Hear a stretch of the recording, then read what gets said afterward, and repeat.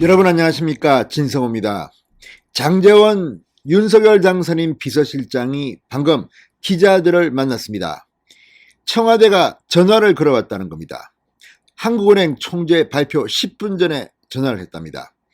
그리고 청와대는 윤석열 당선인 측과 협의해서 이 한국은행 총재를 지명한 것처럼 발표했습니다. 이에 대해서 장제원 비서실장이 윤석열 당선인과 자신이 이철희 정무수석과 어떤 대화를 나눴는지를 밝혔습니다. 뭐라고 했을까요? 자, 지금 이걸 보면 청와대는 정상적이지 않은 것 같습니다. 꼼수 또는 이 반칙을 통해서 자신들의 원하는 바를 얻으려고 하는 게 아닌가. 그만큼 지금 문재인 청와대는 점점 더 수렁속으로 빠져드는 것 같습니다. 시간은 윤석열 당선인의 편입니다. 지금 문재인 대통령 뭐가 겁나서 이 감사위원 임명 등을 놓고 지금 장난을 치는 게 아닌가 싶습니다. 왜 장제원이 그렇게 화를 냈을까요? 진성호의 융단 폭격 시작합니다. 문재인 청와대를 융단 폭격합니다. 방송에 앞서 아직 진성호 방송에 구독자가 아니신 분은 붉은색 구독 버튼 눌러주십시오. 더 좋은 방송으로 보답하겠습니다. 자, 오늘 문재인 대통령이 새 한국은행 총재로 이창용 IMF 아시아 태평양 담당 국장을 후보로 지명했습니다. 그런데 문제는 이 박수현 청와대 수석이 브리핑을 통해 이같이 밝히면서 한 말입니다.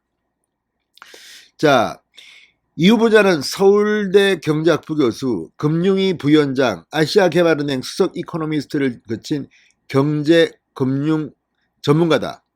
국내 국제 경제 및 금융통화 이론과 정책 실무를 겸비했고 주변으로부터 신망이 두텁다는 평가를 받는다. 이렇게 설명했습니다. 그리고 난 뒤 기자들에게 청와대 고위 관계자가 이렇게 말했다고 합니다. 인선 과정에 대한 설명입니다. 자세한 사항은 답하기 곤란하지만 한국은행 총재직의 공백을 최소화하기 위해 당선인 측의 의견을 들어 내정자를 발표하게 됐다. 자, 그러니까 이 한국은행 총재의 이 이창용 국장을 후보로 지명한 데 대해서 이건 윤석열 당선인 측의 의견을 들어서 발표한 거다. 지명한 거다. 이렇게 설명한 겁니다. 이걸 보면 그동안 문재인, 윤석열 두 사람의 회동에 걸림돌이 된 것으로 알려진 인사 문제에 대해서 마치 청와대가 윤석열 측의 입장을 들어, 그러니까 양보를 해서 이렇게 이창용 국장을 한국은행 새 총재 후보로 지명했다는 것으로 들립니다. 과연 그럴까요? 자, 지금 문재인 대통령 윤석열 당선인과의 만남을 지금 이제 애걸하는 게 아닌가 싶을 정도의 분위기가 됐습니다. 그러나 장제원 실장이 기자들을 찾아 한 말은 달랐습니다. 자, 이걸 보면 지금 얼마나 청와대가 장꾀를 부리는지 알 수 있습니다. 자, 이 윤석열 당선인 측은 공개적으로 청와대 그 어떤 사람도 한국은행 총재로 후보로 제안한 적이 없다는 것이 장제원 실장의 설명입니다. 자, 당선인 측의 의견을 들었다는데 이게 어떤 건지 장제원 실장 오늘 인수위 사무실에서 기자들과 만나 이렇게 말했습니다. 청와대가 발표하기 10분 전에 전화를 해서 발표하겠다고 하길래 웃었다. 무슨 소리냐? 일방적으로 발표하시려면 그건 마음이니까 마음대로 하시라.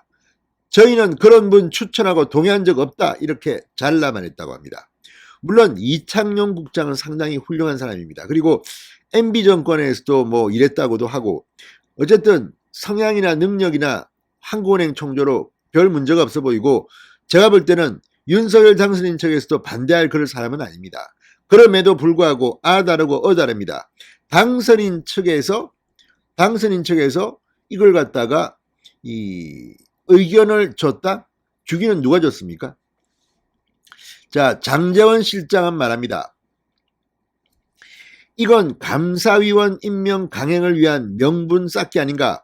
정식으로 당선인에게 추천을 요청하고 당선인이 수락하겠다고 하면 추천하는 상호간 협의나 절차가 전혀 없었다고 말했습니다.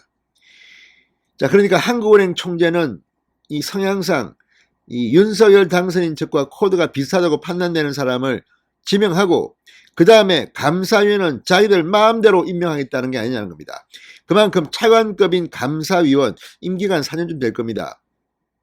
이걸 통해서 문재인 대통령이 윤석열 당선인이 대통령이 됐을 때 감사위원을 통해서 뭔가 해보겠다는 겁니까? 자, 이걸 보면 정말 꼼수 중에 꼼수가 아닌가 싶습니다. 자, 이철이 청와대 정무수석이 이창용 국장에 대해 물어왔다고 전한 장 실장은 이철이 수석이 이창용 씨 어때요? 하길래 내가 좋은 사람 같다고 그랬다. 그게 끝이다. 그걸 가지고 당선인 측 얘기를 들었다는 게 납득이 가나. 그러니까 자기들이 이창용 씨 어때요? 그래 놓고 좋은 사람 같아. 그랬더니 그게 단데 당선인 측에서 의견을 들어서 이렇게 했다. 이게 의견을 들은 겁니까? 10분 전에? 알리바이 만든 겁니까? 자, 그러면 이걸 보면 이철이 수석의 도덕성도 문제가 됩니다. 이런 식으로 의견을 줬습니까? 아니 10분 전에 전화를 걸어놓고 그러면 10분 동안 물어봐야죠. 당선인, 윤석열 당선인한테 물어봐라. 누구 어떤 사람이 좋은지. 그리고 그건 10분 전에 물을 일이 아닙니다. 이미 그 전에 절차를 거쳐서 그러면 이쪽에서 준비된 사람을 또 그냥 윤석열 당선인이 그냥 그래? 이 사람 이렇게 합니까? 의견을 조합하고 야 경제 전문가들 물어봐. 누가 좋을까? 이렇게 하는 거지. 무슨 10분 전에 전화 걸어가지고 이창용 씨 어때요? 좋은 사람 같아요. 윤석열 당선인과 의논 끝에 의견을 들어서 했습니다. 이걸 지금 말이라고 합니까? 이게 청와대의 수준입니다.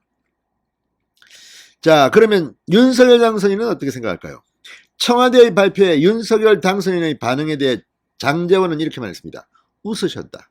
장제원 실장님 뭐 추천을 했습니까? 이렇게 말했다고 합니다. 정말 청와대 사람 코백할 사람들입니다.